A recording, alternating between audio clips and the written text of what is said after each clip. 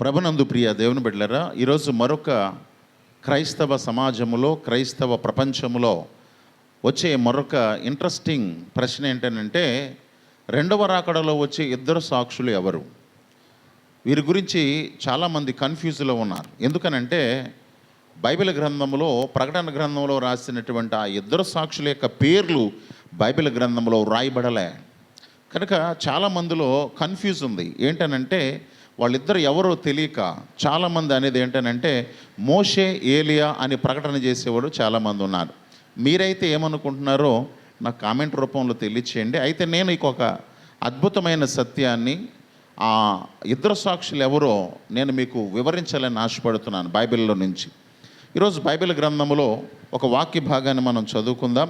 లూకాసు వార్త 9వ అధ్యాయం 28వ వచనం నుండి 31వ వచనం వరకు నేను చదువుతున్నాను.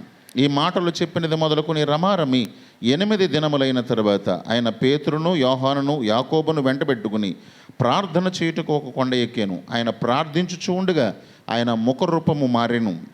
ఆయన వస్త్రములు తెల్లనివై దగదగ మెరిసెను. మరియు ఇద్దరు పురుషులు ఆయనతో మాట్లాడుచుండిరి. వారు మోషే, ఏలియా అనువారు. వారు మహిమతో అగపడి ఆయన యెరూషలేములో నెరవేరబోవు నిర్గమమును గూర్చి మాట్లాడుచూ ఉండిరి అని చెప్పాడు. ఇక్కడ గమనించాల్సిన విషయం, ఒకరోజు నా దేవుడు ఒక కొండ ఎక్కాడు. ప్రార్థన చేయడానికి కొండ ఎక్కినప్పుడు జరిగినటువంటి పరిస్థితి ఏంటనంటే, ఆయన ప్రార్థన చేస్తూ ఉండగా ఆయన ముఖరూపం మారింది. ఆయన వస్త్రాలు దగదగ మెరిచాయి. ఇక్కడ ఆశ్చర్యకరమైన విషయం ఏంటంటే, ఇక్కడ చాలా లోతైన విషయాలు ఇక్కడ రాయబడ్డాయి. ఆయన ప్రార్థన చేస్తూ ఉండగా ఇద్దరు పురుషులు అక్కడ కనబడ్డారు అని రాశాడు. ఎవరు ఆ ఇద్దరు పురుషుల యొక్క పేర్లు స్పష్టంగా రాశాడు. ఎవరు అనంటే మోషే, ఏలియా అని రాశాడు. కనుక మోషే, ఏలియా అని పేరు ఇక్కడ రాశారు. కాబట్టి దేవుని రాకడలో వచ్చే ఇద్దరు సాక్షులు కూడా వీరే అయి ఉంటారనేది చాలామంది యొక్క ఆలోచన. ఎందుకనంటే ఇక్కడ పేర్లు చెప్పిన దేవుడు ప్రకటన గ్రంథంలో మాత్రం ఇద్దరు సాక్షుల యొక్క పేర్లు చెప్పలేదు. ఎందుకు చెప్పలేదు అనే దాని గురించి ఈరోజు నేను మీకు వివరించాలని ఆశపడుతున్నాను. ఇక్కడ మోషే, ఏలియా వచ్చారు. వీళ్ళిద్దరి గురించి, వీళ్ళిద్దరి జీవిత చరిత్ర గురించి ఆలోచించినట్లయితే, ఒక వ్యక్తి చనిపోయిన వ్యక్తి, ఒక వ్యక్తి చనిపోని వ్యక్తి. అనగా మోషే చనిపోయాడు, ఏలియా చనిపోలేదు. మీ అందరికీ తెలిసిన విషయమే. అంటే చనిపోయిన వ్యక్తి, చనిపోని వ్యక్తి ఇద్దరు కలిసి అక్కడికి వచ్చారు. వీళ్ళిద్దరిని ఎందుకు రప్పించాడు దేవుడు? వీళ్ళిద్దరు కూడా ఎలాగొచ్చారు అని అంటే మహిమతో వచ్చారు అని రాశాడు. మహిమతో అగపడ్డారు అని రాశాడు. పిల్లరా, మీరు గమనించాల్సిన విషయం ఏంటి అని అంటే, వీళ్ళిద్దరి యొక్క ముఖ్య ఉద్దేశం ఎందుకు అక్కడ తీసుకుని వచ్చాడు అని అంటే, ఆయన రాకడలో జరగబోయే సంభవాలు ఎలాగుంటాయో దేవుడు చెప్పుకొచ్చాడు.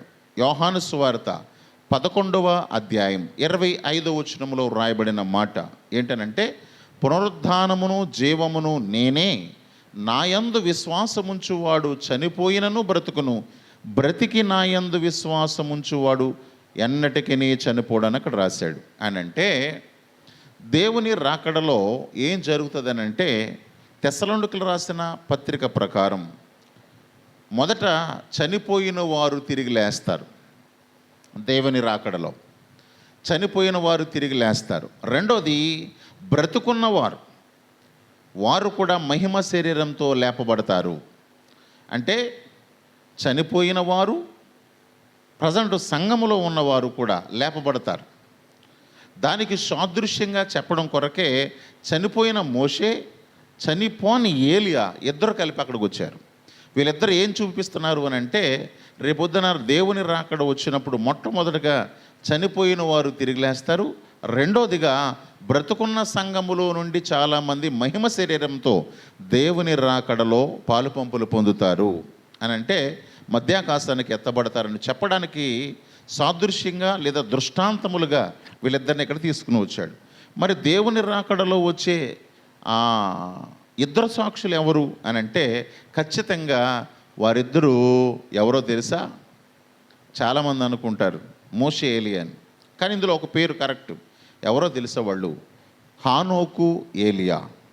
హానోకు, ఏలియా వీళ్ళిద్దరు మాత్రమే వస్తారు.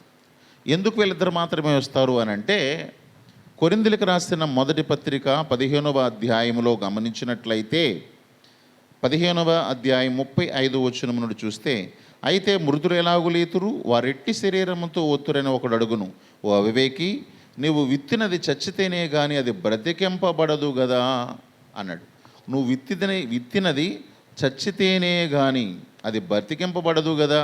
నువ్వు విత్తి దానిని చూడగా అది గోధుమ గింజ అయినా సరే, మరి ఏ గింజ అయినా సరే, ఒట్టి గింజనే విత్తుచున్నావు కానీ పుట్టబోవు శరీరమును విత్తుట లేదు అన్నాడు. అన్నట్టు ఇక్కడ గమనించాలి. ఓ అవివేకి, నువ్వు విత్తినది చచ్చితేనే కానీ బ్రతికింపబడదు అన్నాడు. విచిత్రమైన విషయం ఏంటంటే, బైబిల్ గ్రంథంలో ఇద్దరు చనిపోలేదు. వాళ్ళు ఎవరనంటే హానోకు, ఏలియా. వీళ్ళిద్దరూ చనిపోకుండా తిరిగి లేపబడడం అసంభవం. ఎందుకనంటే ఖచ్చితంగా చనిపోయిన తర్వాతే వారు లేపబడతారు.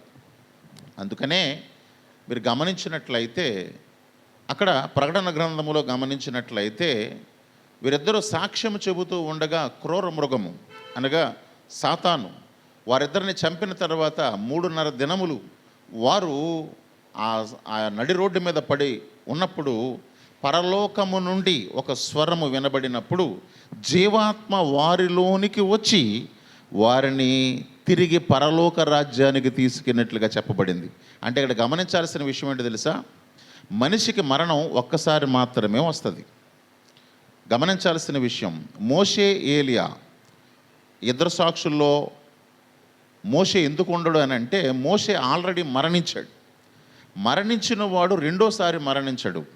ఏ మనిషికైనా మరణం ఒక్కసారి మాత్రమే ఉంది. కనుక గమనించాల్సిన విషయం ఏంటనంటే, ఆ రోజు వచ్చే ఇద్దరు సాక్షులు ఎవరు అని అంటే హానోకు, ఏలియా. వీళ్ళిద్దరు చనిపోలేదు గనుక అక్కడ చనిపోతారు ఆ ఇద్దరు సాక్షులు. ఎందుకనంటే మనిషికి మరణం వచ్చేది ఒక్కసారి మాత్రమే. కనుక వీళ్ళిద్దరికీ ఒక్కసారి కూడా మరణం రాలేదు కనుక వీళ్ళిద్దరిని మాత్రమే అక్కడికి రప్పిస్తాడు. అందులో మోషే రాడు. కాబట్టి మీ ప్రశ్నకు ఆన్సర్ తెలిసిందని నేను నమ్ముతున్నాను. ప్రియమైన దేవుని బిడ్డలారా, ఒకవేళ మీకు ఏమైనా అనుమానాలు ఉంటే నాకు ఈ కామెంట్ రూపంలో తెలియచేయాలి. మీ ప్రతి ప్రశ్నకు నేను సమాధానం చెప్పడానికి సిద్ధంగా ఉన్నాను. కనుక మీకు ఏమైనా అనుమానాలు ఉంటే ఇప్పుడే నాకు తెలియచేయండి. దేవుడు మీకు ఆ ప్రశ్నకి సమాధానం తెలియజేస్తాడు. Thank you.